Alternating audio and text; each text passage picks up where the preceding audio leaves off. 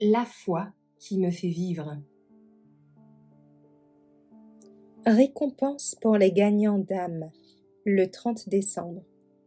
Le paradis enfin restauré. Les sages brilleront comme l'éclat du firmament, et ceux qui ramènent la multitude à la justice comme les étoiles au siècle des siècles. Daniel 12, verset 3. Dans notre vie ici-bas, aussi terrestre et limitée par le péché qu'elle soit, la plus grande joie et la plus haute éducation sont dans le service. Et dans l'état futur, libéré des limites de l'humanité pécheresse, c'est dans le service que se trouve notre plus grande joie et notre plus haute éducation. Si l'œuvre de quelqu'un demeure, il recevra une récompense. 1 Corinthiens 3, verset 14.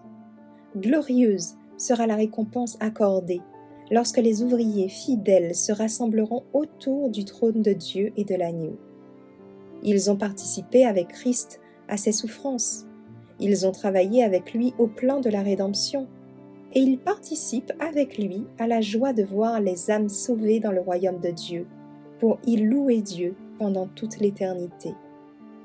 Un chrétien a dit un jour que lorsqu'il atteindrait le ciel, il s'attendait à rencontrer 3 causes d'étonnement. Il s'étonnerait d'y trouver des personnes qu'il ne s'attendait pas à y voir. Il s'étonnerait de ne pas voir certaines personnes qu'il s'attendait à rencontrer.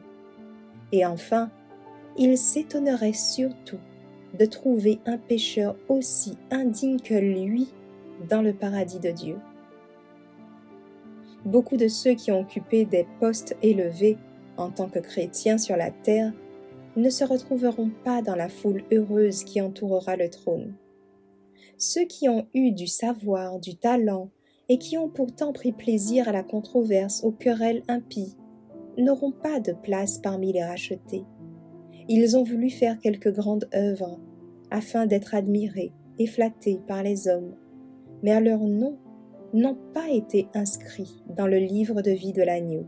« Je ne vous connais pas » sont les tristes paroles que le Christ adresse à ces personnes.